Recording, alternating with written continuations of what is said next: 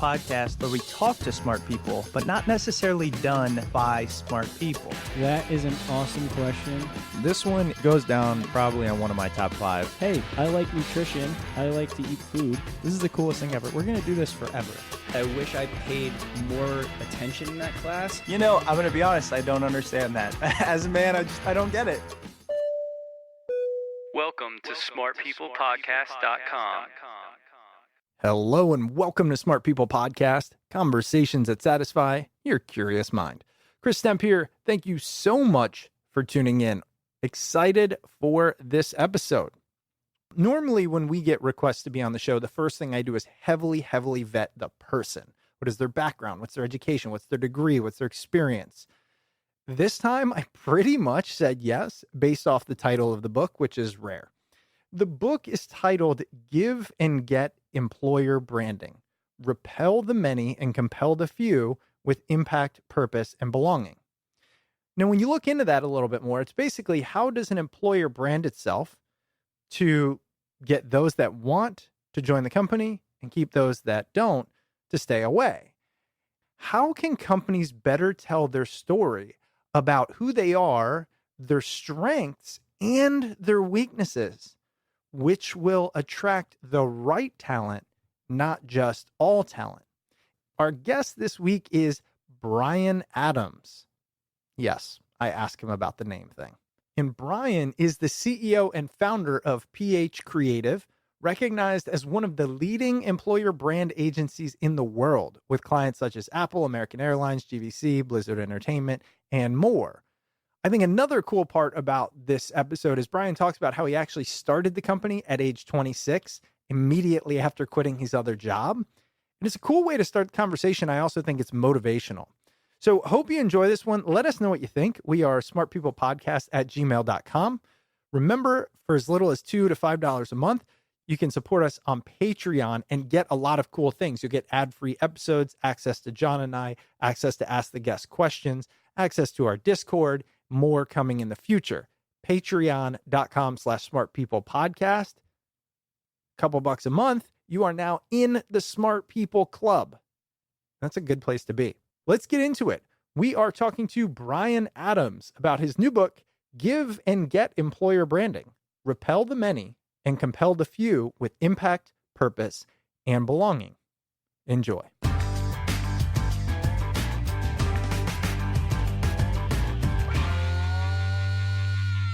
Are you aware of this singer, Bryan Adams? Ooh, it cuts like a knife when people bring that up. Because he played a part of my childhood. Like I like that guy. And so I can't help it. But when I see your name, it's going to happen the whole time. I figured you get this, but I had to say it. I only get it once a day. So I'm being original, is what you're saying. Yeah. And I don't know whether you remember when the Kevin Costner Robin Hood movie came out. That's the movie. That's the song. Of course it is. So in the UK, it was number 1 for 16 weeks. And that was 4 months of torture. Really? Yeah, because I think I was early teens. And I was just about to say, you were probably in an age in your life where it really definitely cut deep. Absolutely. But actually, I love it now because restaurants and hotel rooms get booked really easily. So there's the upside. Downside, yes. I'm constantly met with disappointed faces when I actually turn up to the restaurant. Hey, I could see that being a downside. Expectations and reality play a big part of our happiness. So if their expectations are set there, I don't know, maybe once they meet you, they're like, I'm glad it was this Bryan Adams. Well, that's a nice sentiment. I'm not entirely sure how true that is. But, it's funny because people say, are you the real Bryan Adams? I'm like, I like to think I am a real Bryan Adams. Please define the. And yes, I am. No, I mean, look, that's what people come to this podcast to listen to. It's just really original ideas right off the bat. Oh, man. Well, now that we have that out of the way, there's a lot I want to talk to you about. You've got this new book, Give and Get Employer Branding, Repel the Many and Compel the Few with Impact, Purpose, and Belonging. A couple of things that jumped out to me. Employer branding. We're going to be talking about why employers need to brand in order to attract the right talent. And then where I'm going to dig and dig is this idea of compel with impact, purpose, and belonging. Because in my experience, every company's got a great statement, and then they almost never meet that thing. And I have seen hundreds. So just for the audience, that's where we're going. Here's where we want to start. You founded a company that kind of touches on this issue. I was hoping you could just start us off there. What is that company? What's it do?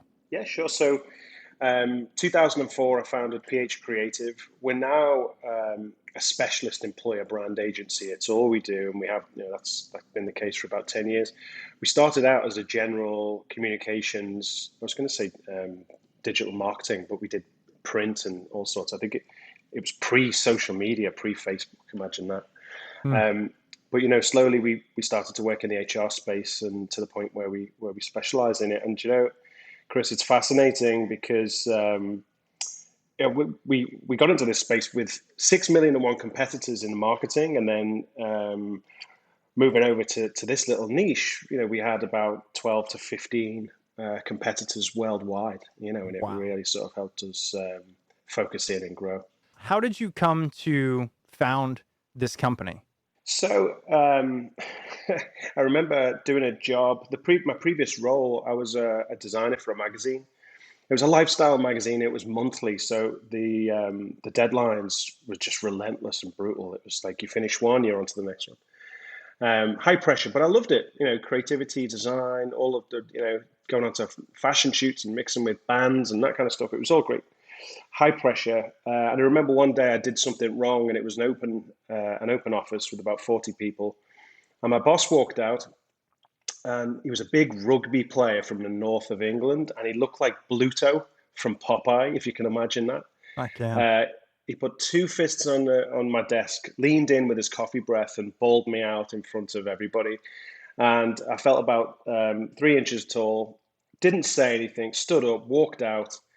On the drive home, I decided, that's it, I'm not going back. So I quit my job, and I started the agency the next day, just out of defiance and frustration more than anything.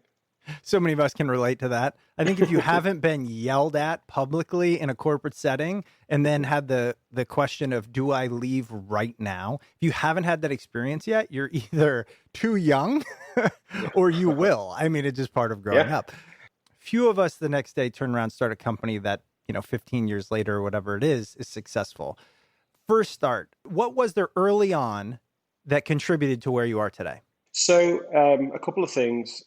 But the first one was naivety, because I didn't realize how hard it was going to be. And had I probably would have been too fearful to do it.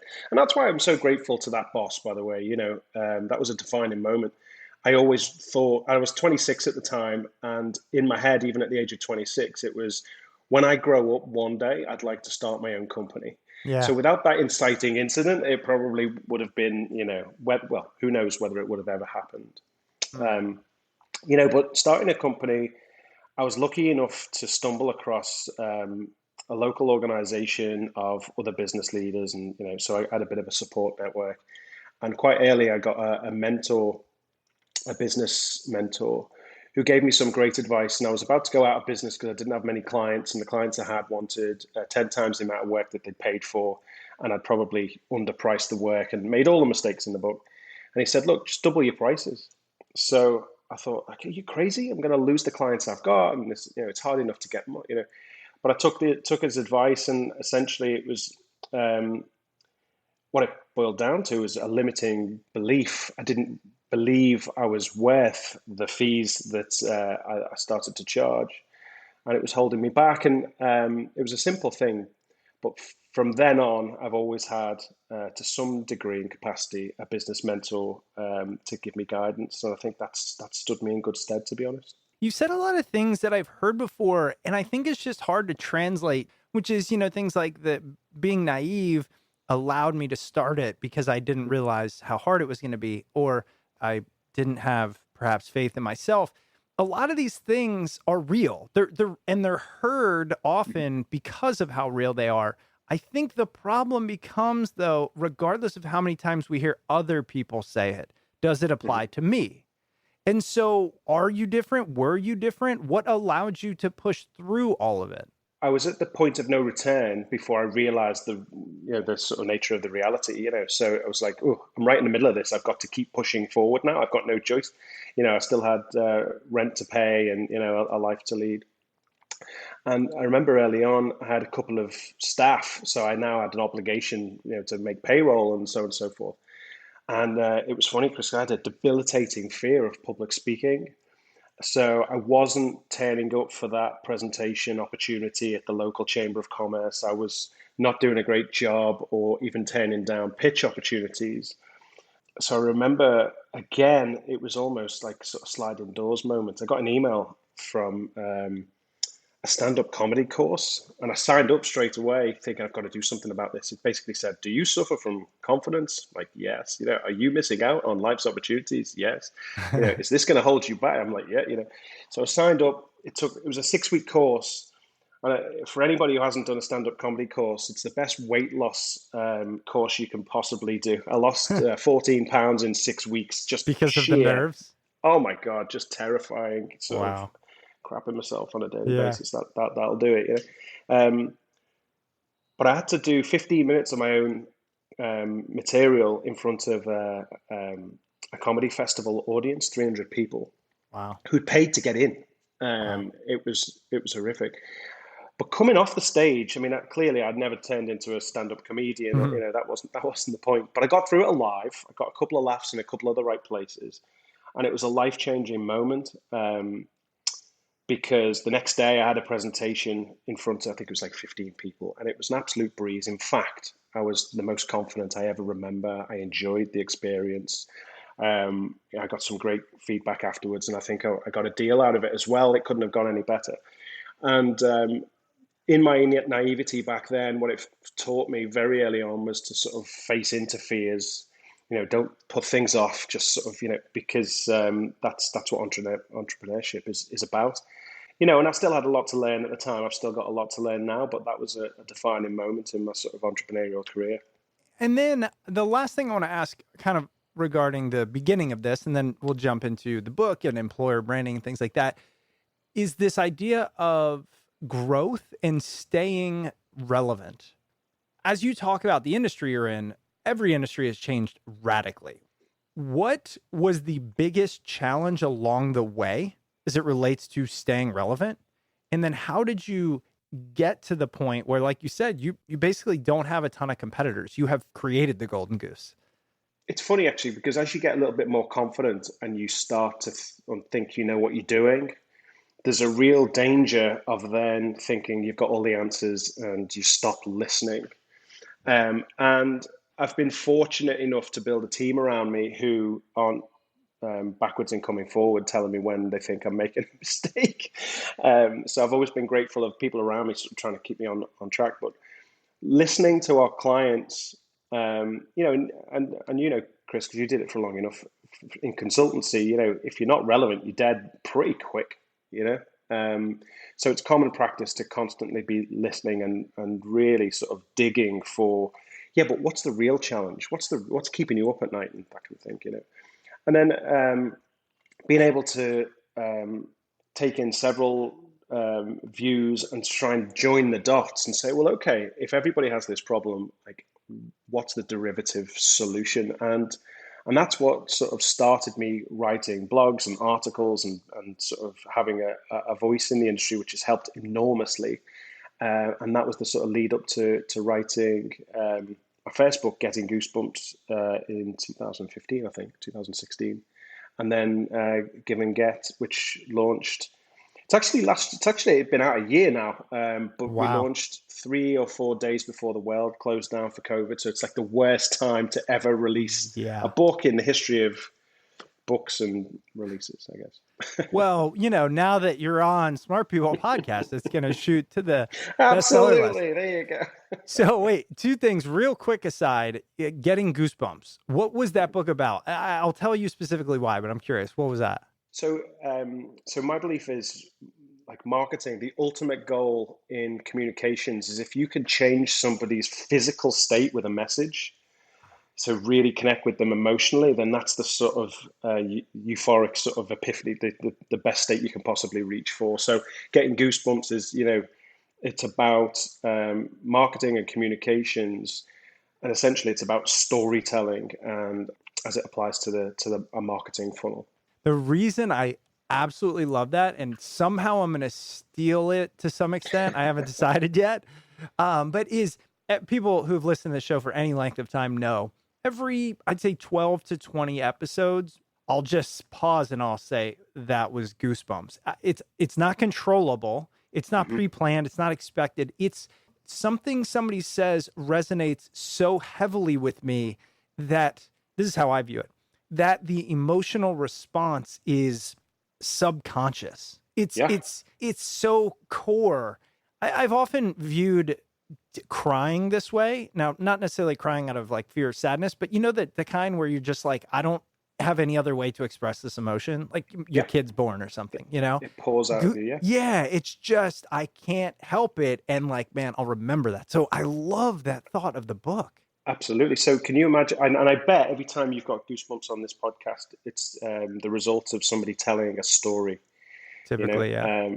And so the story, I've studied story under a number of people. I've taken courses and and I've interviewed 50 of the best storytellers in the world. I actually did a podcast on it for a couple of years called Getting Goosebumps, interviewing like Gary Vaynerchuk and Seth Godin and a few really amazing storytellers, and trying to understand the formula, the architecture for what makes a great story. So that's what that book is about. And actually, it pours a little bit into to give and get as well, because when we get onto employer branding, you know, essentially it's just trying to humanize an organization in the context of building a reputation as an employer.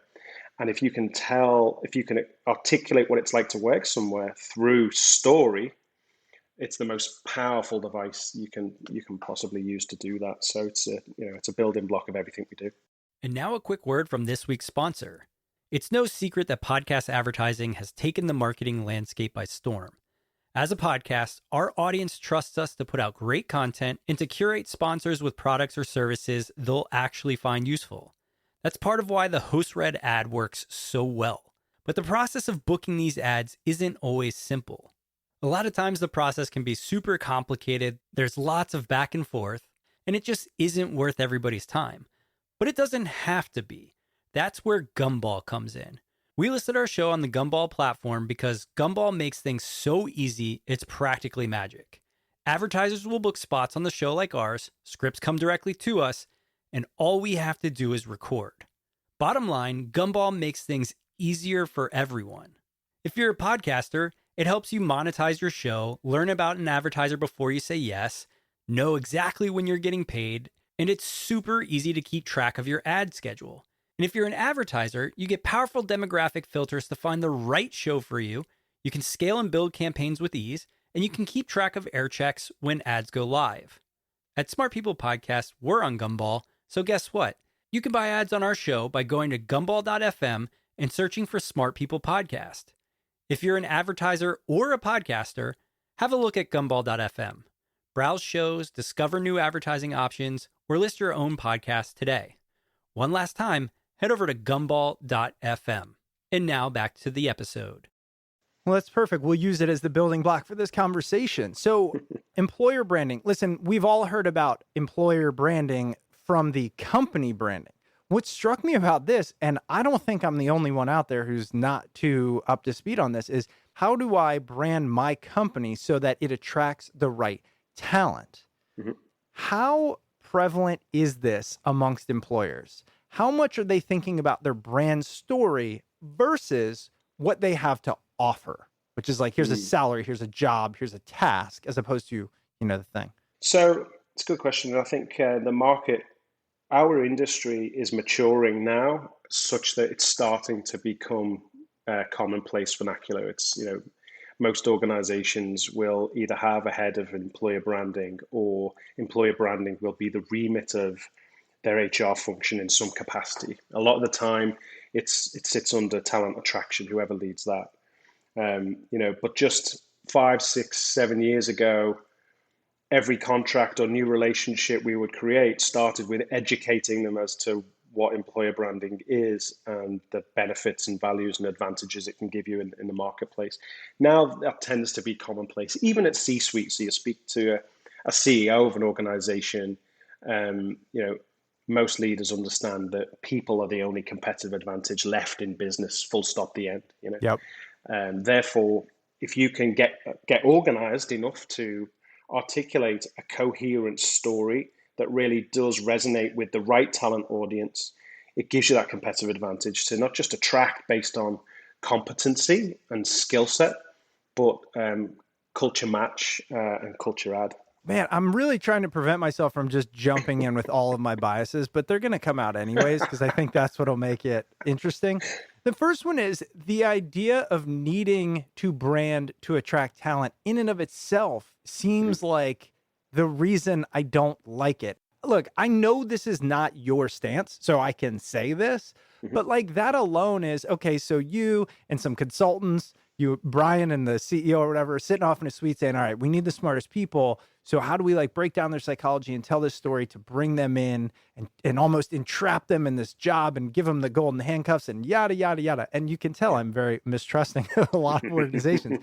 But I think that's also relevant to what you do, because it's not your message. So tell us, do you believe that to be true often, that companies are trying to craft it based on a result and in the process creating more problems for themselves? Okay, so you've hit on the real nub of why we wrote the book, because employer branding is new. And the conventional approach to employer branding for the last sort of maybe 10 years has been a lift and shift from marketing. So you take the marketing funnel and you apply it to candidates and people. But the big problem with that is it works to 90% is transferable, but actually everybody you speak to from a talent marketing perspective, you can't hire. Whereas in marketing, if you can convince somebody to buy your product, you will sell your product to everybody. On this side of the fence, you'll shout loud, you want to be really attractive, but then ultimately you're in the rejection business. 99.99% of your audience doesn't get the job. So there's a big mismatch. So Give and Get employer branding has been written to provide an alternate approach to this particular conundrum, such that it's not just about marketing the strengths, benefits, and opportunities of an organization to make you the most generically attractive, so more people apply for jobs, and that's how you win, and that's how you get the best people. This is about matching and balancing strengths, benefits, and opportunities with what it really takes to thrive, including the harsh realities, the adversities, the sacrifices, the commitments it takes to thrive at an organization. And that's not just in a bid to quench the thirst of being more transparent and honest with a talent audience, which exists to a huge extent, by the way. But actually, like if I asked you, Chris, what's the last thing that you were really proud of that you achieved? Does something come to mind when I say, what's your greatest achievement? What are you proud of? Does something come to mind? I mean, the proudest thing I've built professionally or done professionally is this podcast, hands down. Great. Scale of 1 to 10, 1 being super easy, could do it in my sleep, no problem at all, and 10 being really difficult. Where would you rate your achievement on that scale? I'd say it's been 7. Exactly. So every time somebody achieves something that they're proud of, there is a derivative aspect of hardship, adversity, challenge that has been overcome, or something that they've had to get outside their comfort zone or extend the learning or grow. So what we try and do with Give and Get is give an insight into that aspect. So it's much more not just transparent, but also it gives the job and the joining an organization much more value and much more worth. To get into the Navy SEALs, you've got to go through Hell Week. Right. Now, I don't know about you, but that sounds pretty awful to me. And it's Sounds enough. like hell. Yeah, exactly. It's enough to make me not want to even consider joining the Navy SEALs. And obviously I wouldn't join the Navy SEALs for a variety of reasons. But some people will grow up from an early age and focus on seeing whether they've got what it takes to join the Navy SEALs, and they are attracted. They want to get into the Navy SEALs because of Hell Week, not despite of it. So one person's adversity and challenge is what gives something meaning and value. To somebody else, it's what makes them run for the hills and say, "Hell no, that's not for me." So the idea of a proposition being put out there that gives a talent audience much more insight into the reality, the highs and the lows, the pros and the cons, the good days, the bad days, so they can make a more educated decision. What that means is you'll get fewer applicants, but you'll get a much higher propensity of valued applicants that are coming into the opportunity with their eyes wide open. And if they get the job, they're going to be much more prepared for the environment they're asked to work in, and they're probably going to thrive more than somebody just applying for a job based on competencies and because they know .NET or C# or Python or a coding language of some description. Does that make sense? So I think it makes great sense. Let me repeat it back and tell me if I'm on track here. The idea is, look, every company is going to put their best foot forward. They're going to talk about the benefits of working there. However, in this newer and continuingly transparent, I would say, employer branding model, it's in addition, figure out your unique challenges and put them forth as well, because everybody knows there are strengths and challenges, but the ones will choose you where those challenges actually look like opportunities. Exactly. It's exactly that. One person's challenge is another person's nightmare, and if somebody can make a better educated career decision based on those aspects of your employee experience, everybody wins. If you convince 50% of your audience not to apply based on the reality of what they're going to find, then good. Mm-hmm. I've never met a talent attraction leader who wants 1 million applicants per role. Right. They want the one applicant that is the right person. So whilst the recruitment industry will high five and celebrate when they do an employer brand, they get more applicants for each role. As soon as those applicants are received, you've got a recruitment team who are then deluged with all of these applicants they can't possibly get back to. Right. There may be some fantastic candidates in the list, but they can't find them because it's like a needle in a haystack. So what we're trying to do is not be like a magnet to attract, but a smart filter for the good of the candidate and for the good of the organization. Okay, so I like that idea of let's put our difficulties forward, and some will see it as challenges to overcome, some will see it as things they want to run away from. Here's my then concern from there, and I'm sure you deal with this. You go into the company and you say, "Hey, I'm here to help you do that," and they go, "Great." And they give you the equivalent of when a job interviewer says, "What's your greatest weakness?" Well, I work too hard. Like my guess is you get companies who say, the greatest weakness here is there's so much opportunity. Can you filter it? Or some nonsense like that. Am I on the spot here? Yeah, absolutely. And if we just interviewed the leaders of organizations and produced brands based on that, that's essentially what you might get. But we look at the leadership view, we look at the employee view, and a lot of the times it's like therapy sessions. Like they will tell you warts and all. They're like, and here's another thing why it's terrible here. Yeah. So you really get under the skin of what it's really like. And then we look at the market view as well. And again, you touched on this earlier, Chris.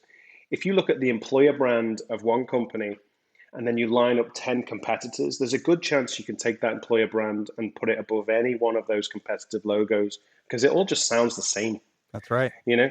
So a big part of what we do is try and be the most relevant to the talent audience, but also offer a perspective of differentiation. So you're more memorable.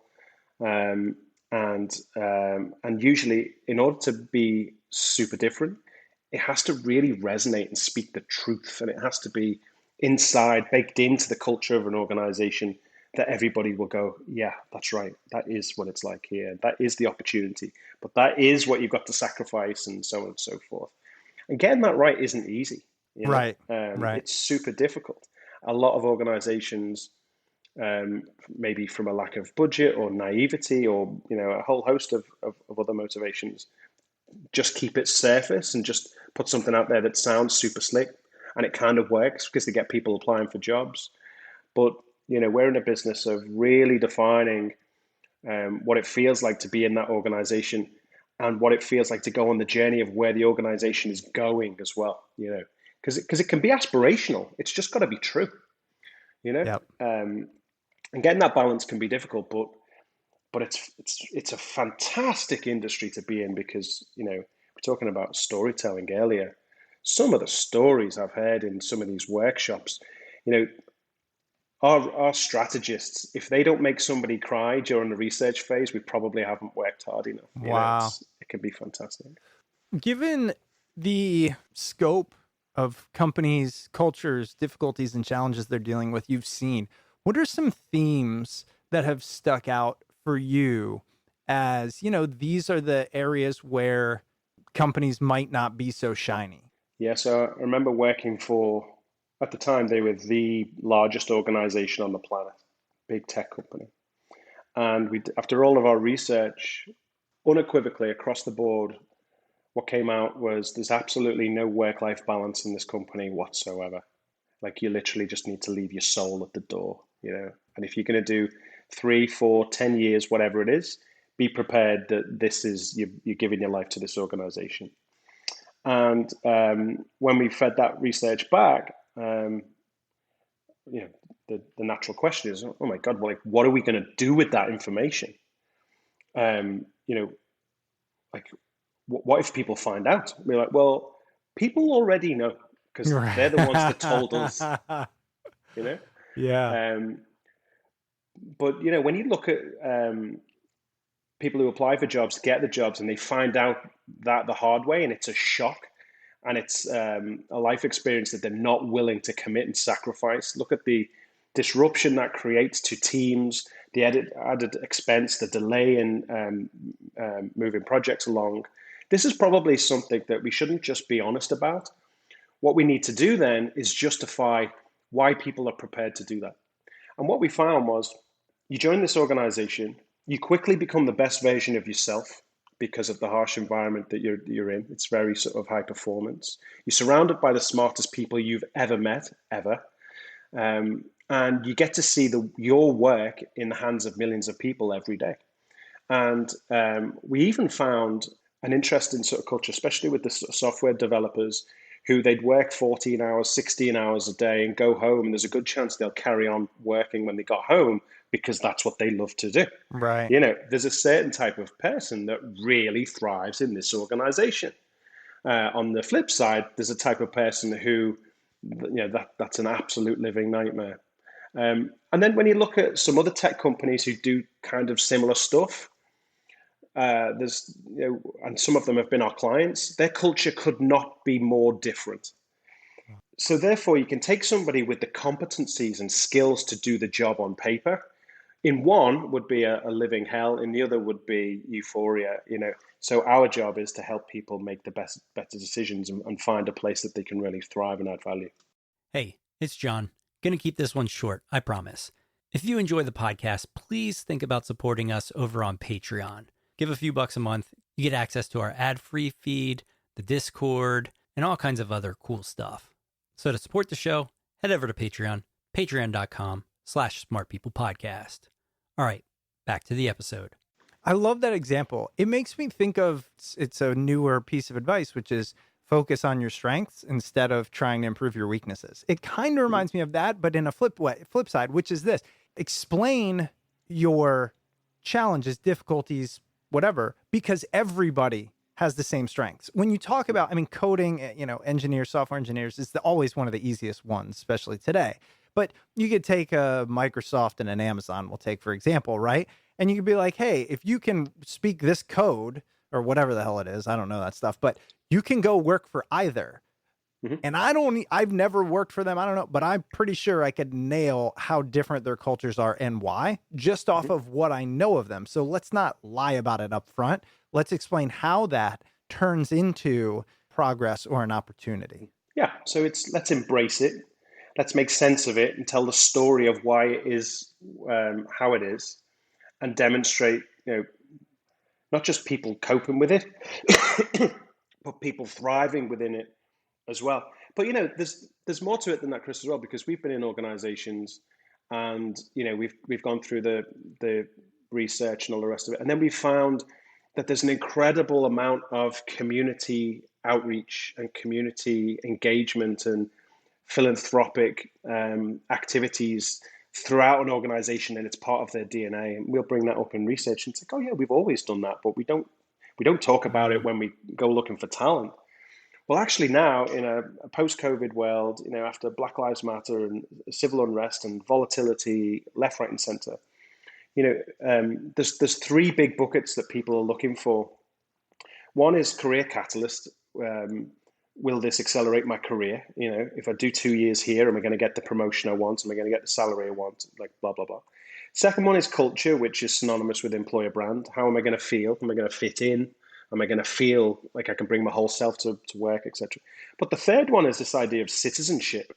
And I think next year, officially, millennials rule the world. Like this have become the age of 42, and they're starting to get the CEO jobs and the leadership roles and all the rest of it. Citizenship, especially with the last 2 years behind us now, is rising in priority, such that people will make career decisions and buying decisions based on how you treat your suppliers and how ethical the leadership is and what's your green policy and all this kind of stuff. Mm-hmm. So sometimes we unearth massive strengths in organizations that they take for granted, and we help them dial up or dial down things based on the appetite of the marketplace and what people really care about. Yeah. It's a matchmaking service, really. What we're trying to do is just bring clarity and simplicity to the opportunity. And we call it the employee value proposition. And what we're trying to get right in that proposition is the give, what you've got to give, and what you get in return. Simple as that. There's a few challenges, such as the one you just mentioned. We work a lot, but we're around smart people, et cetera. That's a cool one. But there's some that I can't imagine anybody wants to go to. So, I'll give an example. Hey, this organization is so massive and confusing and political that what you do doesn't actually matter. It's just who you know, how you do it, and, something else like the FaceTime you put in or something. Mm-hmm. How does that work in this? Does that just kind of get okay, we're going to avoid that challenge? Mm-hmm. No, definitely not. We definitely don't avoid that. You show me any working environment, and it can be the most hostile, it can be vicious, it can be venomous, it can be all of those things. I will show you somebody who thrives in that environment. Now, sometimes it's if you think past your tenure at that organization. So I'll give you a good example. If you can work at McKinsey for 2 years and you can get promoted and do well at McKinsey, there's a good chance that you'll get employed by Google next. There's a good chance. Now, it's 25 times harder to get employed by Google than it is to get into Harvard. And I'm not saying McKinsey's got a hostile environment at all, but sure. It's a very well-known high performance culture. It's up and out. They either promote you or they'll get you out. So if you can do a good job there and you can stick it for 2 years, you've earned your stripes. Now, somebody really ambitious and career-minded who wants to get promoted and get the pay and all the rest of it will look at organizations, no matter how hostile, and say, I'll do 2 years. I'll prove I've got what it takes to thrive there, because it's worth it to me in my career to go on to bigger and better stuff. And if that's the case, Amazon has a hostile environment, a reputation for being fairly hostile and difficult. Absolutely. And it burns people out and this kind of stuff. But if somebody came along and they look great on paper and they've been able to thrive at Amazon, you'd interview them.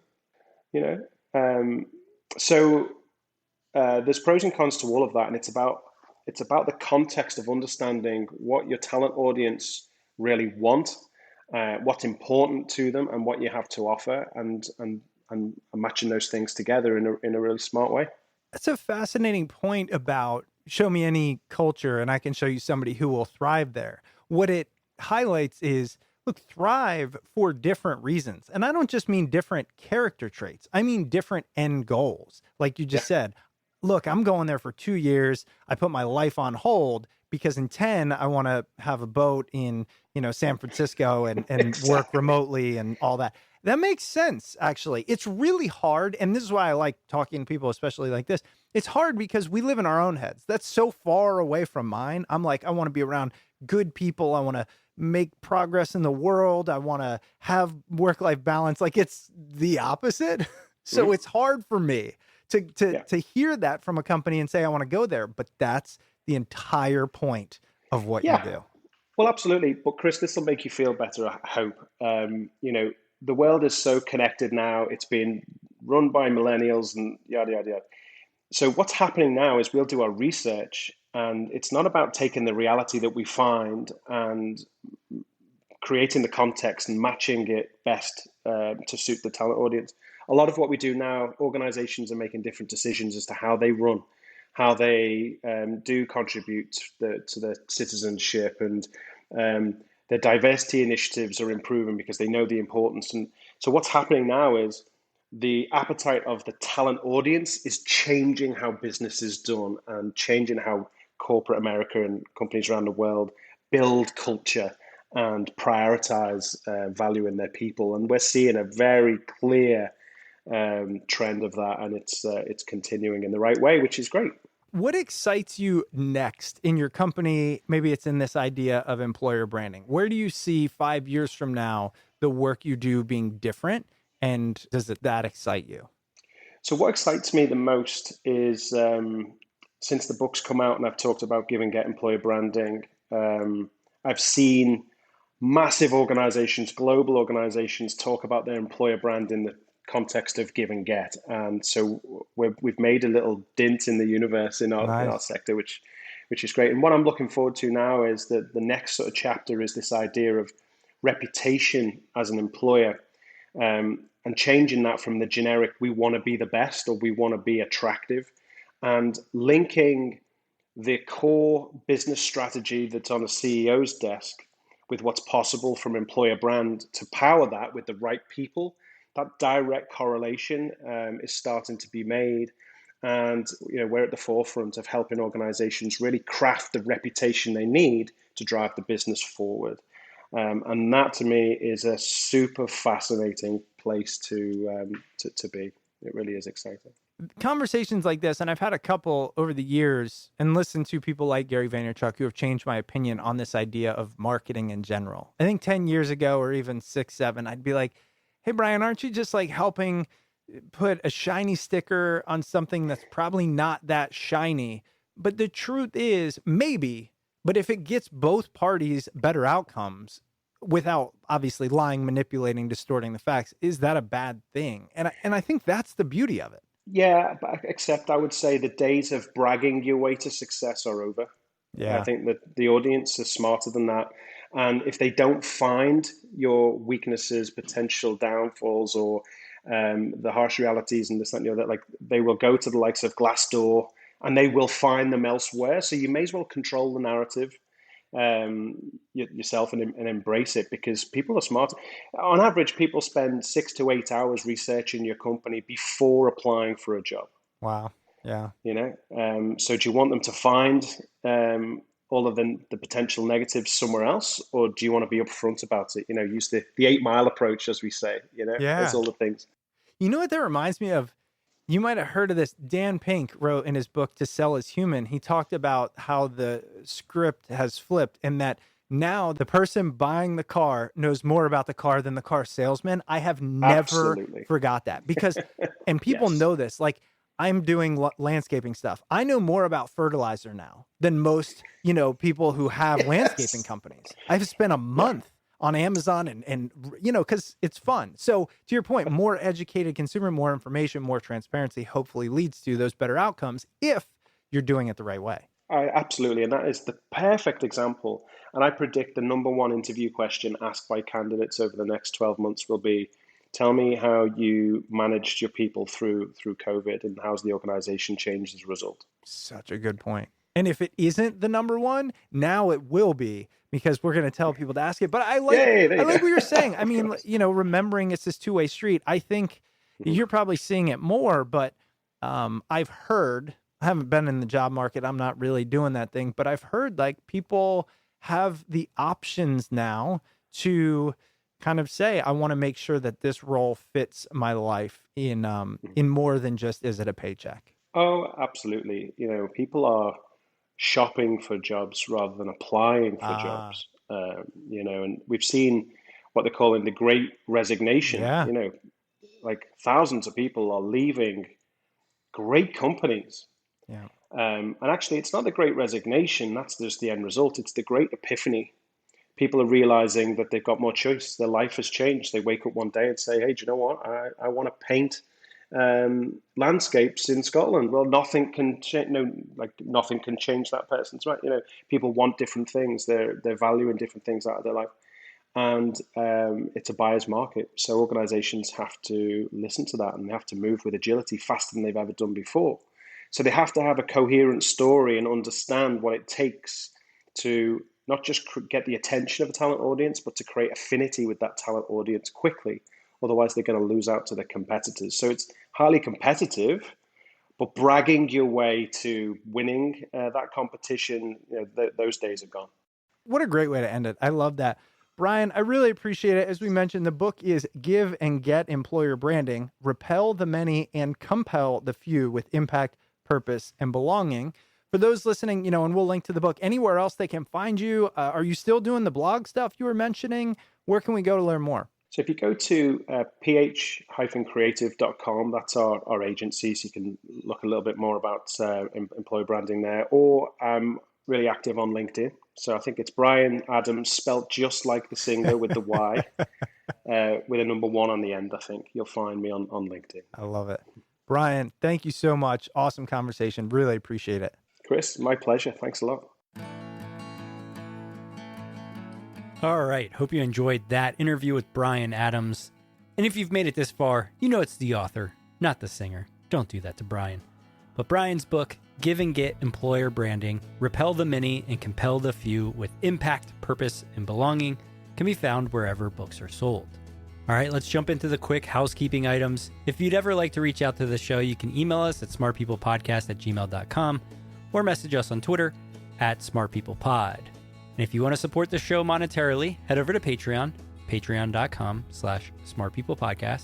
You can give us a few bucks a month, join the Discord, get access to the ad-free feed, etc. Or if you want to help the show in a free and easy way, you can always tell a friend or two or a family member about the podcast. Send them a couple of episodes that you think they might like, and just help spread the word. And if you want to stay up to date with all things Smart People Podcast, head over to the website, smartpeoplepodcast.com, and sign up for the newsletter. All right, that's it for us this week. Make sure you stay tuned because we got a lot of great interviews coming up, and we'll see you all next episode.